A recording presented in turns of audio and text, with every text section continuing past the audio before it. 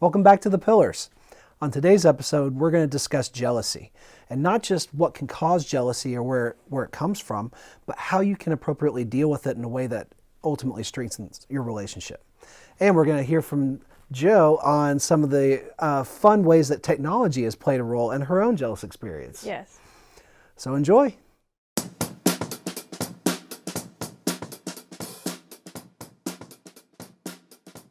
Welcome to The Pillars, the podcast of the 363rd ISR Wing of the United States Air Force. I'm Chaplain Jim. I'm Sergeant Jo. And I'm Dr. J.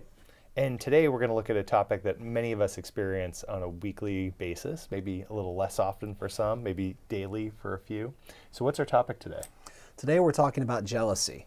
And this came up kind of organically in a discussion that we were having as a team, but I know, at least for me, as a psychologist who works with people through all different stages of their life, that jealousy can rear its ugly head through many different points in a relationship, whether you've been together for just a few weeks or months or even many years down the road. It gets really difficult in relationships, especially when you feel like, your needs aren't being met, or maybe you're seeing or interpreting things. And so jealousy is so quick to come up. And sometimes there's underlying emotions that then spur that jealousy. Well, and you could be jealous not just of another person, like a possible competing romantic partner, but of maybe a new child, like taking attention, or a new dog, or maybe a electronic device of some sort. Wow. Yeah, yes. That's a good point. I mean, it has to do a lot of times with certain needs that aren't being met. And I think there's this bias towards imagining jealousy as something that's more physical in nature, especially in romantic couples. We think about one partner being unfaithful to the other, and or the potential of one partner being unfaithful, and that's something that would appropriately spur jealousy. But actually, what's interesting is the research shows that men and women tend to, at least heterosexual men and women, tend to construe jealousy and even infidelity in somewhat different ways. So men, for example, tend to become more jealous when they believe that their spouse is being physically or sexually unfaithful to them. Because for men, if you guys have read a book called His Needs, Her Needs, it talks about how men like to receive love differently and a lot of times through that physical expression of love. And so when they're not getting that from their partner and their partner is in fact giving that to somebody else, that to them is the biggest betrayal because it speaks to both their physical and their emotional needs. Whereas with women, they still care about the physical intimacy component, but the emotional fidelity is a lot of times more important. And so they will see other women interacting with their man as potentially a threat to that emotional intimacy and that kind of connection. And so I've seen this in my practice from time to time when I'm working with couples, where a woman will say, well, yeah, I slept with him, but it didn't mean anything. Well, to the man in the relationship, that did mean a lot. That was the ultimate type of betrayal, and that's where a lot of his jealousy came from. Whereas with the guy, he'd say, well, yeah, we're just really good friends, or maybe the wife was expressing concern about his coworkers who were female, who was spending a lot of time with and interacting with, and developing these close social and emotional bonds. That in her mind was more egregious than the physical act of cheating. And so I think what you guys are talking about when jealousy rears its ugly head, it's more about not getting certain needs met in the relationship. And that can cause us to act in jealous ways in order to try to reobtain the needs that we're trying or perceived to have lost from our partners. Yeah, I know for me, the only jealousy I experience is with the artificial intelligence that we allow in our home, where she plugs into the wall and you can basically ask her anything you want and she gives you an answer. The only problem is I've experienced that she doesn't respond to me like she responds to my husband. And so there are several times where I'll say, hey, please set a timer for 15 minutes or something like that. And she just goes on this whole, I'm sorry, I don't understand you. And then my spouse will go in and he'll say, set a timer, 15 minutes. And she's like, oh, sure, I'll set a timer for you. And it's like, why does he get the response? She used that breathy voice too. I swear she does. I swear she does. It's this crazy situation. And even he laughs about it because he gets the response from her, where I'm yelling her name to get her to acknowledge me, and So nothing. this machine you feel like she's purposefully ignoring you? Yeah, or maybe trying to like cause a rift between you and your husband? I 100% believe that she is infiltrating my role as the mother and wife in my home, because my children will even go, what's the weather outside? And they won't even ask me anymore. Like, I usually tell my daughter, like, grab a coat today or don't grab a coat today. They go straight to her. That used to be your role. That was my role. And then now I'm like, well, you could have asked me. Like, and you can see jealousy isn't just purely in that sexual infidelity piece. It can be just taking time or taking attention away from us. And logically, we know like there's more to it. It's a great story, though. That's why I was trying to cue it up earlier, too. But the thing is, things can take our attention. And really, it shows, in my opinion, in all of us, a lack of contentment. Because all of us have jealousy for something, someone's time or attention. And if we can reflect on it and say, what's the opposite of jealousy? Well, on the spiritual piece, we might say being content with what you have and what's being brought into your life. So you can do that by just appreciating the person and the thing that's there, even if it's this device. That's you can appreciate a couple things about it, maybe not everything. But we can appreciate our partner. We can express gratitude and to just appreciate the fact that they are still with us and helping us in whatever way they can. Absolutely. And what we know about jealousy from neurological imaging studies shows that it's more the fear of that loss that spurs jealousy in the first place. There's an area of the brain called the cingulate cortex that lights up real big in certain kinds of monkeys when they see their mate interacting with another monkey, one that's trying to come in on or invade their territory. And that area of the brain is related to not just how we process pain, but particularly social pain.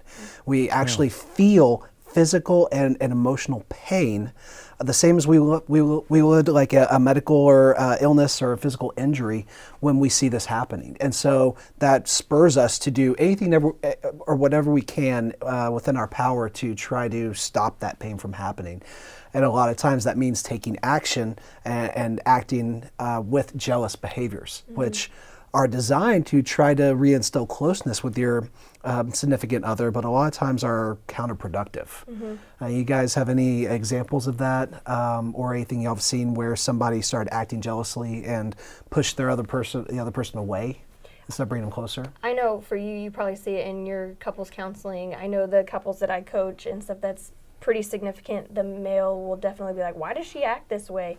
And she's like, why don't you love me? And you can just tell that there's just this miscommunication going on, and in some way it's been interpreted that there's some jealousy component, whether he works too much or maybe he doesn't give her the time. And it could be the opposite. Maybe she works too much and she doesn't give him the time, and then he's experiencing the jealousy for whatever that is. And it may not be some other person. It could just be whatever the attention something is headed to. Else competing for attention. Definitely. Right. The And so irony are a lot of couples, though, people will express, well, he's not jealous or she's not jealous enough for me, thinking it's a positive trait.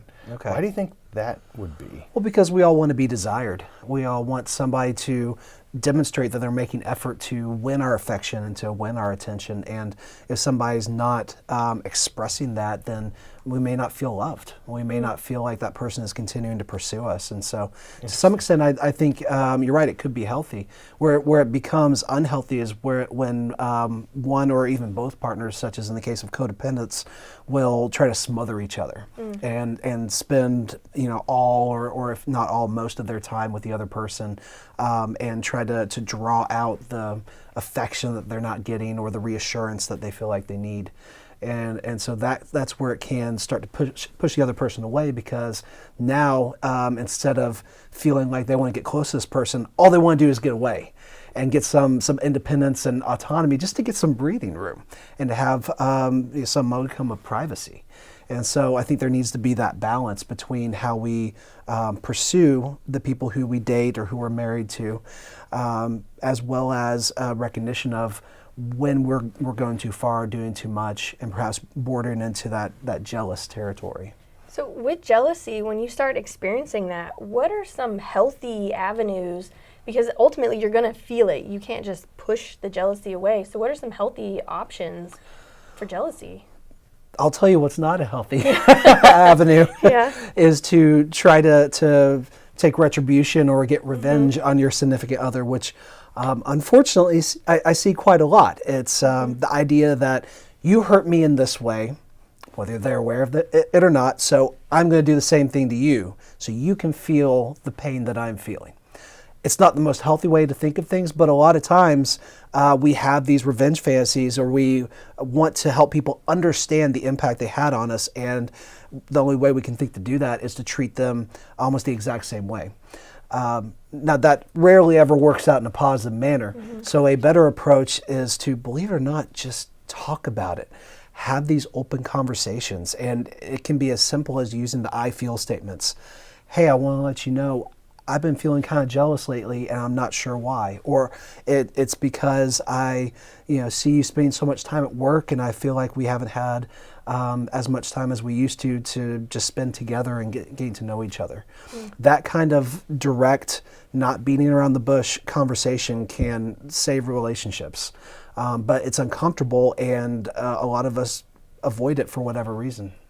Yeah, I think that's so important to talk about it. I've seen many couples where a person takes some form of revenge against the partner, and some of it, and we're not always talking like slash your tires and break the windows. Extreme. It can be an example. Well, I stopped texting you every day, and the other partner responds with, "Oh, you did? I know." I was like, "Thank goodness! Now I get all this time back." And the other partner's like, "Well, that was revenge. Like, I thought it was great." Yeah. And so sometimes what you even mean to be inflicting that kind of feeling on your partner isn't generating that response at all. So having these conversations, even though they're difficult, having those crucial conversations, if you want a reference to look up, are really important.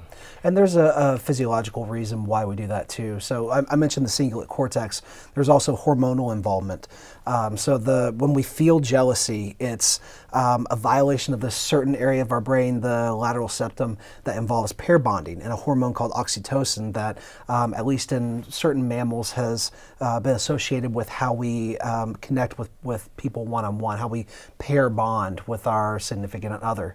And when we feel like there's a violation or there's a threat to that, the hormones cortisol, which you may know is a stress hormone, indicated in our fight or flight response, and testosterone for both men and women is released in huge spurts into our bloodstream. Why testosterone is significant is in mating threat situations, it tends to lead to aggression. So you are now hyped up, you're agitated, anxious, stressed, and also this testosterone is making you feel like you've got to take some aggressive action to protect your relationship.